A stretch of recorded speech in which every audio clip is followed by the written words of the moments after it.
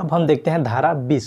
धारा 20 क्या बताते हैं? रेफरी के स्वीकृति के बारे में बताता है कि रेफरी कौन होता है, उसको पहले देख लेते हैं कि उसके जो स्वीकृति होते हैं रेफरी वो कब सुसंगत होती हैं, कब उसकी जो स्वीकृति पक्षकार के विरुद्ध बाध्य होगी, उसको देखते हैं। धारा 20 बताया गया है इसी के बारे में।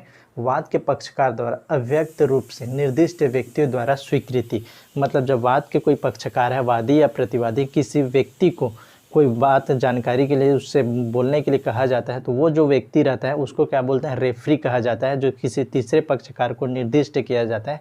वाद के कोई पक्षकार हैं, वादी और प्रतिवादी, किसी तीसरे व्यक्ति के बारे में बात किया जाता है, उससे किया जाता है, तो उसको क्या कहते हैं? रेफरी कहा जाता है। उस व्यक्ति को निर्दिष्ट किया जाता है तो उसको क्या कहा जाता है? उसको रेफरी कहा जाता है। इसी के जो स्वीकृति रहते हैं रेफरी, वो धारा 20 में बताया गया है। रेफरी की जो स्वीकृति है वो वाद के पक्षकार के विरुद्ध भी सुसंगत है और उसके विरुद्ध भी सुस्वीकृति है। तो अब जब बात बताया गया धारा 20, उसको हम लोग पढ़ते हैं बेयर एक्टिक लैंग्वेज, उसके बाद हम समझने का प्रयास करेंगे। वे कथन, जो कथन किए गए, जो उन व्यक्तियों द्वारा किए गए हैं जिनको वाद के किसी पक्षकार ने किसी वादग्रस्त विषय के बारे में, कोई वादग्रस्त विषय है जिसके बारे में पार्टी के बारे में विवाद है, उसके बारे में जानकारी के लिए किसी निर्दिष्ट व्यक्ति के लिए जानकारी के लिए अव्यक्त रूप से निर्दिष्ट, मतलब क्या है? अव्यक्त रूप से मतलब ज़बानी रूप से किया गया है, बोल कर किया गया है, अव्यक्त रूप से किया गया है, एक्सप्रेस रूप से किया गया है, तो उस व्यक्ति को निर्दिष्ट किया गया है, वो क्या है? स्वीकृति है। क्या है? कैसे उसकी स्वीकृति होगी तीसरे पक्षकार को, उसको हम लोग देखते हैं। एक उदाहरण के माध्यम से समझने का प्रयास करते हैं। तो ए और बी हैं।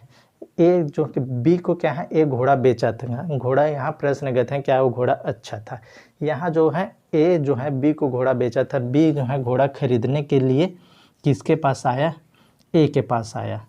बी जो है घोड़ा खरीदने के लिए ए के पास आया, और ए क्या है? बहुत सेठ आदमी है, ये खुद जाके घोड़ा नहीं दिखा सकता, उसके बारे में पूरी चर्चा नहीं बता सकते कि घोड़ा अच्छा है बुरा है मारने वाला है क्या है, उसको ये नहीं बता सकता। तो इसने क्या किया? एक व्यक्ति के कि आपको क्या है? सी से जाकर उस घोड़ा के बारे में जितनी जानकारी लेना है आप इससे ले सकते हो।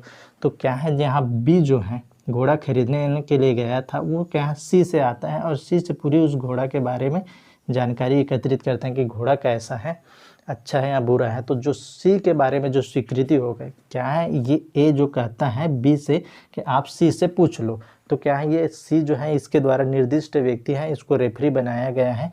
तो जो बी है जिस घोड़ा के बारे में जानकारी एकत्रित करने के लिए सी के पास आते हैं, और सी के द्वारा जो कथन किया गया है तो वो क्या है? उसकी स्वीकृति होगी। किसके स्वीकृति? ए के विरुद्ध स्वीकृति होगी, जितने भी सी के द्वारा कथन किया। क्यों? ये इसे निर्दिष्ट कर दिया गया है कि उस विषय वस्तु के बारे में इसको निर्दिष्ट कर दिया गया है।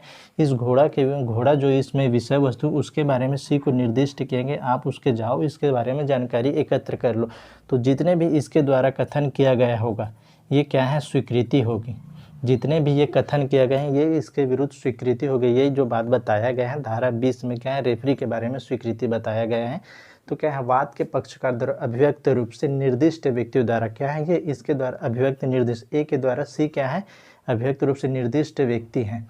वे कथन, इसके द्वारा जो भी कथन किया गया है, सी के द्वारा कथन किया गया, उन व्यक्तियों द्वारा किए गए हैं जिनको वाद के किसी पक्षकार ने वादग्रस्त विषय के बारे में जानकारी के लिए, देखिए क्या है? वाद के विषय पर किसी पक्षकार ने, ए ने किसी विषय वस्तु से, सी के विषय घोड़ा है जो इसमें विषय वस्तु जानकारी के लिए क्या है? अभिव्यक्त रूप से निर्दिष्ट किया गया है। क्या है? ए जो है इसको अभिव्यक्त रूप से निर्दिष्ट किया गया है कि आप जानकारी के लिए सी के पास जा सकते हो।